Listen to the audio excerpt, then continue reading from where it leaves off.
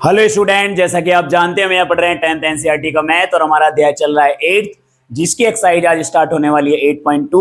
तो आगे बढ़ने से पहले हमारे चैनल को सब्सक्राइब कर लेंगे, वीडियो को लाइक कर देंगे और अगर हमारी वीडियो पसंद आ रही है तो उनको शेयर कर देंगे।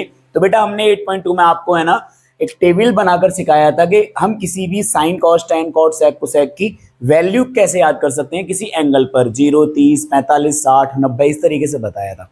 और हमने आपको एक बात और बताई थी कि हमारे कुछ 9 मान होते हैं जो बहुत ही इंपोर्टेंट होते हैं साइन कॉस टेन में, 30, 45 और 60 के 90% के करीब लगभग वही मान यूज होते हैं। तो उन मानों को मैं एक बार लिख देता हूं, क्या पता अभी तक आप याद नहीं करके आए हो, ठीक है ना, क्योंकि आप याद तो करते नहीं हो ना।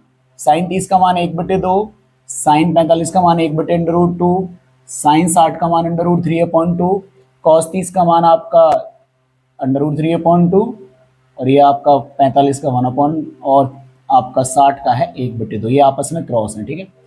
टेन 30 का मान 1/√3 और टेन 45 का मान 1 और टेन 60 का मान √3। ये मैंने कुछ मान लिख लिए हैं, ये ज्यादातर यूज होते हैं आपके, ठीक है ना। अगर आप याद करके आए हो तो बहुत अच्छा है आपके लिए, याद जरूर होने चाहिए सभी मान, लेकिन ये 9 मान तो जरूर याद होने चाहिए। देखना, आप भी देखना एक्सरसाइज में ज्यादातर इन 9 मानों का ही यूज होगा, ठीक है। देखिए, सबसे पहला सवाल जो हमको कह रहा है कि निम्नलिखित के मान निकालिए। आपको इसी तरीके के बहुत सारे सवाल दिए गए हैं जिनमें आपको वैल्यू रखनी है और जोड़ घटा गुणा भाग करना है, जो कि बड़ा सिंपल है भिन्नों के लिए। तो चलिए करते हैं। अब देखें, यहाँ रखते हैं, सबसे पहले इस वाले सवाल को सॉल्व करेंगे। तो साइन 60 का मान बेटा कितना होता है, √3/2। बेटा याद कर लेना है। कॉस 30 का मान कितना होता है, कॉस 30 का मान भी √3/2। जो साइन 60 का होता है वही कॉस 30 का होता है। साइन 30 का मान बेटा कितना है, साइन 30 का मान बेटा आपका 1/2 और कॉस 60 का मान कितना है, वो भी 1/2। चाहो तो यहां से चेक कर लो, साइन 60 का मान ये रहा आपका √3/2, कॉस 30 का मान ये रहा आपका √3/2। अब आगे करें, अगर हम इसको √3 की गुणा √3 में करेंगे तो बेटा कितना आएगा, 3 आएगा। 2 की गुणा 2 में करेंगे तो कितना आएगा, 4 आएगा। 1 की गुणा 1 में करेंगे तो कितना आएगा, 1, और 2 की गुणा 2 में करेंगे तो कितना आएगा, 4। बड़ा सिंपल है। चलिए, इसका एलसीएम बेटा कितना आ गया, 4 आ गया। दोनों का एलसीएम इक्वल है तो दोनों को ऐड कर देंगे, 3 + 1। तो बेटा जोड़ के कितना आ गया, 4/4, और इसको कैंसिल आउट करके कितना आ जाएगा, 1। जब हम इसको कैंसिल आउट करेंगे तो 4 से 4 कितनी बार कटेगा बेटा, एक बार कटेगा। तो देखिए बड़ा सिंपल है, हमने सिर्फ क्या किया, जो वैल्यू दिए गए थे उन वैल्यू को हमने उनका मान रख दिया, उनका मान रखने के बाद तुरंत हमारा एक आंसर आ गया, यानी सिंपल जोड़ घटा गुणा भाग। तो बेटा दूसरे सवाल पे चलते हैं। दूसरे सवाल में आपको देखिए वैल्यू रखनी है 2 × टेन 45। यहाँ स्क्वायर लग रहा है, एक चीज और हमेशा याद रखनी है। यहाँ स्क्वायर से याद आया मुझको कि जैसे मान के चलो ये आपका साइन 30 है या फिर आप लिखोगे साइन ए है, तो बेटा अगर आपको कभी इन पे स्क्वायर चढ़ाना है तो आप ऐसे नहीं चढ़ा सकते कि साइन ए का स्क्वायर, क्योंकि वो साइन ए का स्क्वायर नहीं होता, त्रिकोणमितीय अनुपात का स्क्वायर होता है। और त्रिकोणमितीय अनुपात कौन है, साइन। तो ये साइन का स्क्वायर होगा, ना कि साइन ए का स्क्वायर होगा, एंगल का स्क्वायर नहीं होगा। पूरे साइन ए की वैल्यू का स्क्वायर होगा। तो वैल्यू है साइन ए की, तो साइन स्क्वायर है, इस तरीके से होगा, याद रखना है हमेशा, ठीक है। कभी भी लगेगा तो इसके बाद ही लगेगा। तो 2 टेन स्क्वायर 45 है बेटा, टेन 45 का मान कितना है, 1। तो 1 का क्या हो गया, स्क्वायर हो गया। कॉस 30 का मान आपको भी पता है क्या है, √3/2। ये रहा कॉस 30 का मान, का क्या करना है, स्क्वायर करना है। माइनस साइन 60 का मान कितना होता है बेटा, √3/2। तो ये भी क्या हो गया, इसका स्क्वायर हो गया। अगर आप गौर से देख पा रहे हो तो ये प्लस में √3/2 का स्क्वायर है, ये माइनस में √3/2 का स्क्वायर है। ये दोनों आपस में क्या हो गए बेटा, कैंसिल आउट हो गए, खोलने की जरूरत ही नहीं है। तो गौर से देखिए, 2 × 1 का स्क्वायर बेटा कितना होता है, 1, और 2 एकम कितना आ गया, 2। तो बड़े आसानी से बेटा दोनों आंसर आ गए। यहाँ 1 आ गया, पहले सवाल का 1 और दूसरे सवाल का 2, ठीक है ना। अब ये आपके 2 पार्ट हो चुके हैं। अब हम अपने नेक्स्ट थर्ड पार्ट पे चलते हैं। तो ये बेटा आपका थर्ड पार्ट, जिसमें आपको कहा गया है cos 45/sec 30 और प्लस cosec 30, ठीक है। तो चलिए वैल्यू रखते हैं और इसको फाइंड करते हैं। आपको वैल्यू रखनी है, अपॉन का साइन सबसे पहले लगाएंगे, बराबर सबसे पहले, ये बिल्कुल एक्यूरेट होना चाहिए। cos 45 का मान बेटा आपका कितना है, 1/√2, ठीक है। cos 45 का मान आपका कितना है, 1/√2। sec 30 बेटा, sec किसका उल्टा होता है, sec cos का उल्टा होता है, हमने बताया था। तो cos 30 का मान कितना, √3/2। तो sec का अगर निकालना है तो इसका उल्टा कर दीजिए, तो क्या मान हो जाएगा, 2/√3। cosec किसका उल्टा होता है बेटा, साइन का उल्टा होता है। तो cosec 30 में साइन 30 देख लो, साइन 30 का मान 1/2 है, तो इसका मान उल्टा हो जाएगा 2। बड़ा आसान है, देख लो, हमने कहा था ना इन्हीं 9 मानों में से ज्यादातर यूज होता है, ठीक है। अब देखिए इधर ऊपर तो बेटा आपका 1/√2 है, नीचे आप एलसीएम ले लीजिए। देखो ये बीच वाला बटे बिल्कुल अलग रखना है, ठीक है, बड़ा करके। इन दोनों में एलसीएम कितना आया बेटा, √3 एलसीएम आया, ठीक है।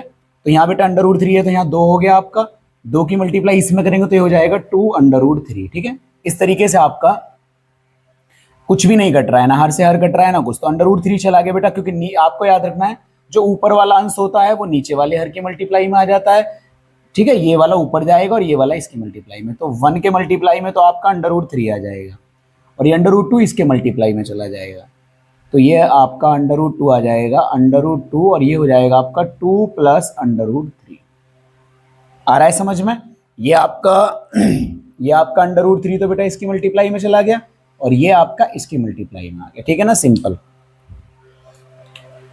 आगे करते हैं, ध्यान से गौर से देखेंगे तो ऊपर आपका बेटा कितना आ गया, ऊपर आपका √3 आ गया। नीचे गौर से देखोगे तो इन दोनों में से क्या कॉमन आ गया, 2 कॉमन आ गया, 2 कॉमन आ गया, √2 पहले से ही बाहर है तो ये 2 √2 हो गया, अंदर बचा 1 + √3। आपको भी पता है बेटा कि √3 का मान जो होता है वो 1.732 होता है, ठीक है ना। तो √3 का मान 1.732 होता है, हमें यहाँ रखना नहीं है, मैं एक बात बता रहा हूँ क्योंकि तुम्हें पता है कि हमें हर को परमेय करना पड़ेगा, यानी परमेयीकरण बनाना पड़ेगा।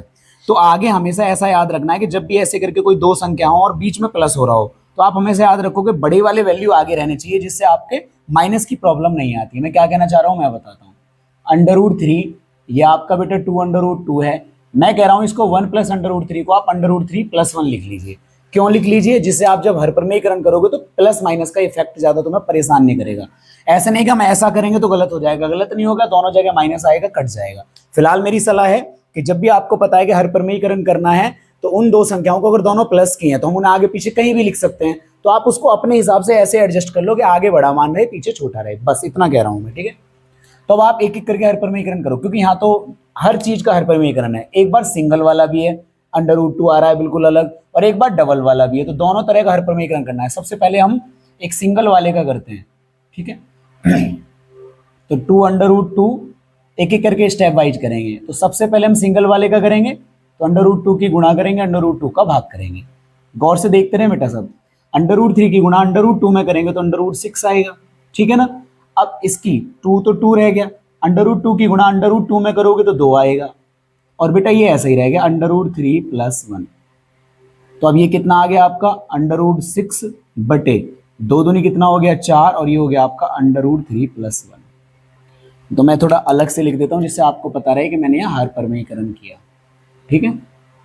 अब मैं इसको भी हटाने की कोशिश करूंगा, तो इसके संयुग्मी से, प्लस का है तो माइनस से, माइनस वाले से मल्टीप्लाई कर देते हैं और भाग कर देते हैं, जिससे क्या होगा, नीचे तो आपका a² - b² बनेगा, जो कि हमने आपको पिछले वाले इंट्रोडक्शन में बताया भी था, a + b और a - b। ऊपर देखिए आपका क्या बन गया, √6 √3 - 1 बटे, यहाँ आपका 4 है, और बेटा इसमें लगा दीजिए √3 का स्क्वायर कितना हो गया 3 हो गया, और 1 का स्क्वायर कितना हो गया 1 हो गया, ठीक है ना, क्योंकि a + b a - b, तो ये इस तरीके से है a + b और a - b। जब आप इसका स्क्वायर करोगे तो a² - b², तो a² का कितना आएगा 3, 1 का आएगा 1, तो इस तरीके से हो गया, ठीक है। चलिए और आगे हल करिए, ऊपर वाले की मल्टीप्लाई कर लीजिए, ठीक है। मल्टीप्लाई करेंगे तो √6 की √3 में हो सकती है तो √18 हो जाएगा, और माइनस √6 की 1 में होगी तो कितना हो जाएगा √6 हो जाएगा। यहाँ बेटा 4 आ गया और 3 में से 1 गया बेटा, कितना आ गया 2। तो चलिए अब इधर चलते हैं, थोड़ा सा इधर करते हैं, ठीक है। तो √18 है बेटा, दिख रहा है आपको √18, इसको हम क्या लिख सकते हैं, √18 को लिख सकते हैं 9 × 2। मैं आपको लिख के दिखा रहा हूँ क्योंकि आप इसके फैक्टर कर लो चाहे या कुछ भी कर लो, मैं ऐसे फैक्टर कर रहा हूँ जिससे मैं बाहर निकाल सकूँ। तो 9 दूनी 18 माइनस √6 बटे कितना हो गया 8, 9 बेटा बाहर कितने में निकल जाएगा 3 में। या तो आप डायरेक्ट याद रखो कि √18 के फैक्टर क्या होते हैं, √18 के फैक्टर होते हैं 2 × 3 × 3, तो 3 बाहर निकल जाएगा, 2 अंदर रह जाएगा, चाहे आप ऐसे समझ लो। चलो मैं फैक्टर ही कर देता हूँ जिससे आपको समझ में आए, 2 × 3 × 3, तो बेटा 3 तो बाहर निकल गया, 2 अंदर रह गया, और ये हो गया √6, और अपॉन में बेटा कितना आ गया 8। तो इस तरीके से बेटा हम इसको आगे और सॉल्व तो नहीं कर सकते, कॉमन ऊपर ले सकते हैं लेकिन उसका कुछ बेनिफिट नहीं है कॉमन लेने का। कॉमन लेने का जब बेनिफिट है जब नीचे से ऊपर से कुछ कट रहा हो, लेकिन कुछ नहीं कट रहा है। तो आखिर में हमारा आंसर बेटा ये आ जाता है 3 √2 माइनस √6 अपॉन 8। थोड़ा सा उन वाले सवाल से बड़ा है जो आपने अभी पहले वाले 2 सवाल किए थे। आप याद रखो हमने कुछ नहीं किया है, cos 45 का वैल्यू रखा, sec 30 का वैल्यू रखा, cosec 30 का वैल्यू रखा, फिर हमने नीचे क्या किया, नीचे भिन्न को हल किया, भिन्नफल करने के बाद कुछ कट नहीं रहा था, तो नीचे वाला हर ऊपर वाले अंश की गुणा में चला गया, ऊपर वाला हर नीचे वाले अंश की, क्योंकि अंश अपनी जगह कभी नहीं छोड़ते हैं, हर बस अलट पलट जाते हैं। ऐसा करने से √3 की गुणा 1 में हुई तो √3 आ गया, √2 की गुणा इसमें हो गई तो ये हमने यहाँ लिख लिया, फिर इसमें से 2 कॉमन आ गया तो हमने यहाँ कर लिया।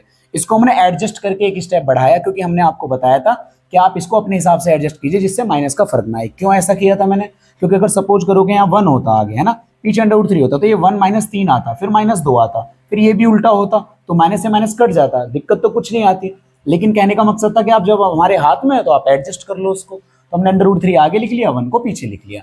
अब हमारे यहाँ देखो खाली एक डबल वाला भी है जिसको हमें परमीकरण बनाना है, और एक √2 भी है। तो सबसे पहले मैंने सिंगल वाले का किया, यानी सबसे पहले मैंने किसको किया, √2 को खत्म किया। तो √2 की गुणा ऊपर कर दी, √2 की गुणा नीचे कर दी, तो √2 की √2 में गुणा होके हो गया 2, √3 के √2 में गुणा कर सकते हैं, क्योंकि गुणा हो सकती है, √रूट के अंदर ही लिख जाएगा, √6 हो गया। तो ये आपका आ गया 2, 2 दूनी 4, और ये आपका ऐसे रह गया। अब क्या कर सकते हैं, 2 दूनी 4 हो गया। अब हमारा ये परेशान कर रहा है क्योंकि हर परमेय नहीं है, क्योंकि ये अपरमेय संख्या आ रही है, तो फिर हमने इसके संयुग्मी से मल्टीप्लाई कर दी, इसके उल्टे चिन्ह से मल्टीप्लाई कर देते हैं और भाग कर देते हैं। ये हमने आपको हर परमेयकरण में सिखाया था। तो इसके साथ हमने इसको लिख दिया मल्टीप्लाई में। जब इसके साथ मल्टीप्लाई हुई तो a+b और a-b बन गया बेटा।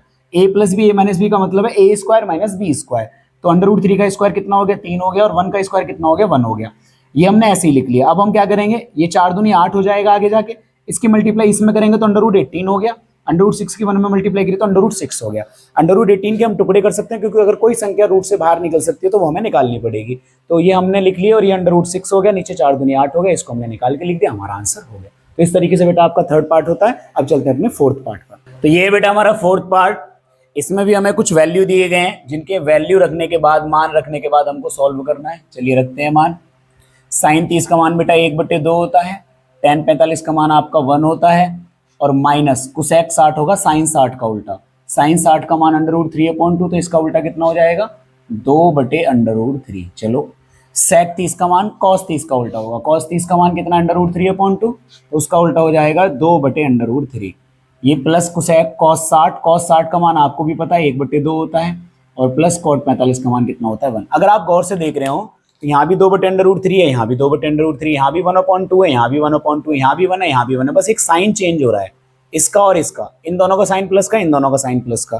तो मुझे एक चीज दिखाई दे रही है, अगर आप गौर से देख रहे हो, बहुत ध्यान से देखिए, थोड़ा इधर से करते हैं, क्या पता बड़ा सवाल हो ये। 1/2 को 1 में जोड़ेंगे तो 2 एकम 2 और 1 3, तो ये हो गया 3/2, और पीछे हो गया आपका 2/√3। ध्यान से देखेंगे सभी, ठीक है। ऐसे ही आना, ये सारे ही प्लस में, तो मैं किसी को भी आगे लिख सकता हूं, तो मैं इन दोनों को जोड़ के आगे लिख रहा हूं 3/2, और ये आपका प्लस का 2/√3।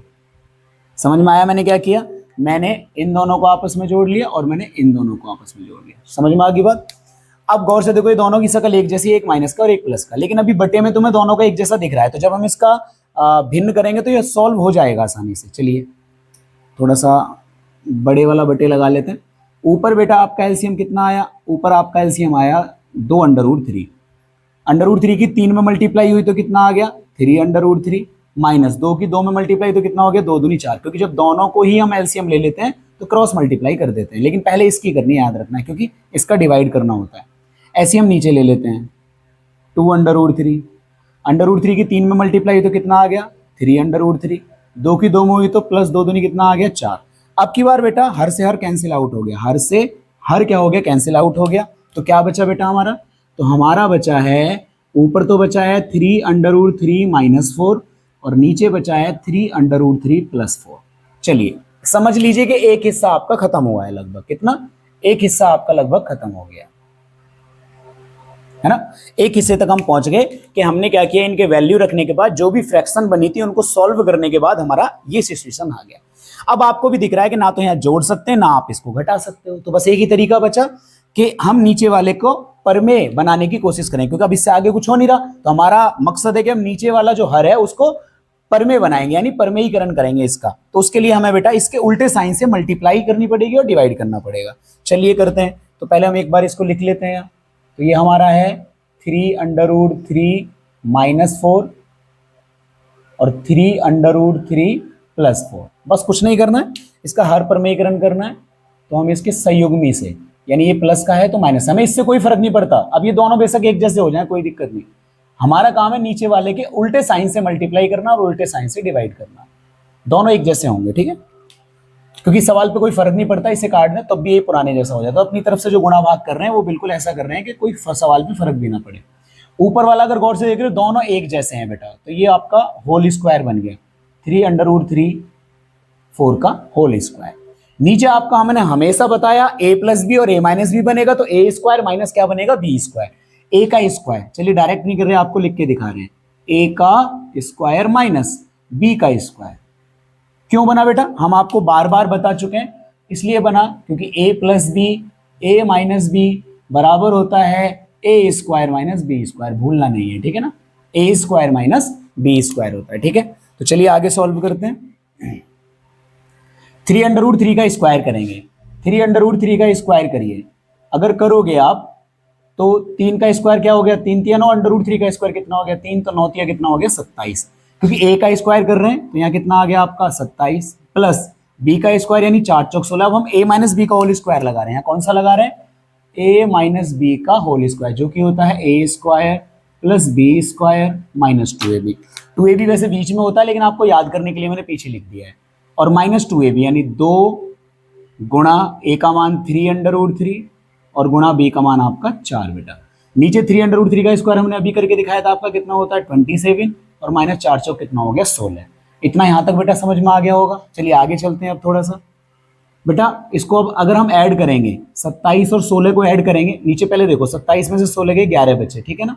अब 27 में 16 को ऐड करेंगे तो 43 आएगा, माइनस 2 चौक बेटा कितना हो गया 8 और 8 कितना हो गया 24, तो ये आ गया आपका 24√3। अगर आप गौर से देख पा रहे हो तो इसमें से कुछ कॉमन नहीं है जिसे हम काट सकें, तो बेटा जब कुछ कॉमन नहीं है ना जुड़ सकता है ना घट सकता है, लेकिन आपका लक्ष्य क्या था, हर को परमेय बनाना, जो कि बन चुका है, और यही बेटा आपका क्या है आंसर है, ठीक है ना। क्योंकि इससे आगे जब हल ही नहीं हो रहा तो अब आंसर आप कुछ और कर ही नहीं सकते भाई, खत्म तो यही हो गया था। लेकिन हमने देखा कि भाई हर परमेय नहीं है इसका, और हमारा लक्ष्य होता है कि हर को परमेय बनाना पड़ेगा हमेशा।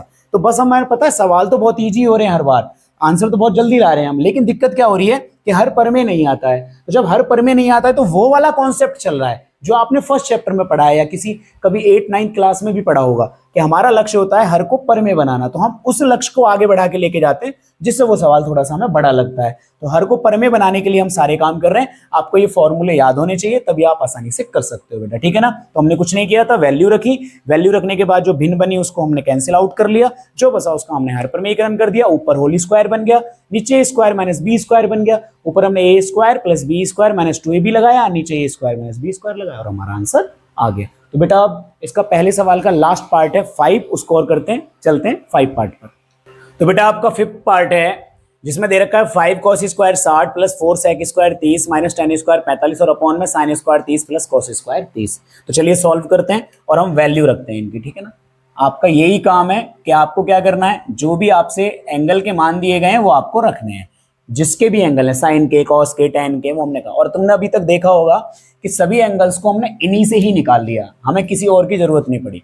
देखिए 5 cos स्क्वायर 60, तो cos 60 का मान बेटा आपका 1/2 होता है, तो 1/2 का क्या हो गया square, plus 4 sec square 30, sec 30 का मान किसका उल्टा होगा बेटा, cos 30 का। cos 30 का मान कितना है √3/2, तो इसका उल्टा कर दीजिए, 2/√3 का क्या हो गया बेटा स्क्वायर। देखो हम इसी से निकाल देते हैं सारे मान। tan 45 का मान है 1, तो 1 का क्या हो गया स्क्वायर। चलिए इसको करिए, sin स्क्वायर 30, sin 30 का मान बेटा कितना होता है 1/2, तो 1/2 का स्क्वायर। cos 30 का मान कितना होता है √3/2, तो √3/2 का स्क्वायर। चलिए सॉल्व करते हैं अब आगे। ऊपर बेटा खोल लीजिए, 5 इंटू ये 1 का स्क्वायर 1, 2 का स्क्वायर आपका 4 आ गया, प्लस 4 इंटू 2 का स्क्वायर बेटा कितना आ गया 4, और √3 का स्क्वायर कितना आ गया 3, और 1 का स्क्वायर कितना आ गया 1। चलिए ऊपर तो सिंपल भिन्न है, अंडर खत्म हो गया, नीचे और हो जाए। देखिए 1 और 2 का स्क्वायर कितना आ गया 4, प्लस √3 का स्क्वायर 3 और 2 का स्क्वायर कितना आ गया 4। तो बेटा ये बराबर याद रखना, बड़े वाले बटे के सामने लगाना है हमेशा। सवाल एक का आपका क्रम में और साफ चलना चाहिए, अलग दिखना चाहिए कि कौन सा स्टेप कहाँ स्टार्ट हो रहा है। ऊपर देखिए 5 एकम 5, तो थोड़ा नीचे कर लेते हैं जिससे अच्छे से दिखाई दे आपको, ठीक है। तो 5 एकम 5 और 5 बटे कितना हो गया 4, और ये प्लस 4 चौक 16 और बटे कितना हो गया 3, और ये आपका माइनस का 1। गौर से देखो नीचे एलसीएम बेटा आपका कितना आया है 4, और ये 1 + 3 हो गया। ये तो मुझे लग रहा है कट के 1 ही आ जाएगा, ठीक है, दिख भी रहा है हमको साफ साफ, तो यानी नीचे तो कुछ बचेगा भी नहीं। चलिए ऊपर है ना आपकी भिन्न क्या बनी है वो ले लीजिए, ठीक है। बराबर ऊपर आपकी भिन्न क्या बनी है बेटा 4 तिया 12। एक काम करो अभी ऊपर ऐसे ही रहने दो, मुझे नीचे बेटा 1 दिख रहा है तो पहले मैं नीचे से खत्म ही कर देता हूँ उसको। तो 16/3 माइनस 1 तो बेटा नीचे 4/4 आ गया है। अब 4/4 आ गया तो ये आपका कैंसिल आउट हो गया और कैंसिल आउट हो गया 1 आ गया और 1 आ गया तो नीचे कुछ भी नहीं बचा। अब मैं इसको सिंपल वे में बड़े आसानी से कर सकता हूँ 5/4 प्लस 16/3 माइनस 1। अब यही बच गया, अपॉन में मेरे कुछ बचा ही नहीं तो मैं इसको आराम से सॉल्व कर सकता हूँ। बेटा आप गौर से देखोगे तो एलसीएम 4 तिया 12 और तो कुछ है नहीं, तो 4 का भाग 3 बार गया, 4 तिया 12, 3 की गुणा इसमें होगी तो 3 पंजे कितना हो गया 15। 3 की गुणा इसमें कीजिए, वो 3 का भाग दीजिए, 3 चौक 12, 4 की गुणा इसमें हो गई तो 16 चौका 64 और यहाँ कुछ भी नहीं है एक माना जाएगा तो 12 की गुणा होगी तो 12 एकम कितना हो गया 12। 4 तिया 12, 3 पंजे 15, 3 चौक 12, 16 चौका 64। अपॉन में बेटा आपके 12 आ गया, 64 और 15 कितना हो गया बेटा 79 और माइनस का हो गया आपका 12 और 79 में से 12 गए तो आपके बच्चे 67। तो ये आपका आंसर आ गया बेटा 67/12, 67/12। तो इस तरीके से बेटा आपका ये 5वां पार्ट बहुत ही ईजी था, इसमें कोई अंडर रूट नहीं बचा, इसमें हर में प्रॉब्लम ही नहीं आई क्योंकि हमेशा हमें प्रॉब्लम जो आ रही थी वो हर से आ रही थी। हर हमेशा अपरिमेय बन जाता था जिसको हमें परिमेय बनाने के लिए अपने बहुत सारा लंबा सवाल करना पड़ रहा था। ठीक है, इसमें कुछ नहीं हुआ, हमने वैल्यू रखे तो अंडर रूट सभी खत्म हो गए, अंडर रूट सभी खत्म हो गए। और इसमें तो और अच्छा हुआ कि नीचे वाला जो हर था ना वो पूरा का पूरा ही समाप्त हो गया। तो बड़ा सिंपल सवाल था बेटा, सभी वैल्यू आप अच्छे से देख लेना, हमने सिर्फ वैल्यू रखी है, उनके स्क्वायर किए हैं, मान निकाले, मल्टीप्लाई किए, भिन्नल किए, जोड़ घटाव किए, सिंपल है बेटा। तो इस तरीके से बेटा आपके पहले सवाल में जो भी आपके 5 पार्ट थे वो हमने आपको बता दिए। आगे वाले जो सवाल है हम नेक्स्ट वीडियो में लेके आएंगे, तो हमारे चैनल को सब्सक्राइब कर लें, वीडियो को लाइक कर दें और अगर हमारी वीडियो पसंद आ रही है तो हमारे चैनल को शेयर कर दें। मिलते हैं अगली वीडियो में अगले सवाल के साथ। धन्यवाद।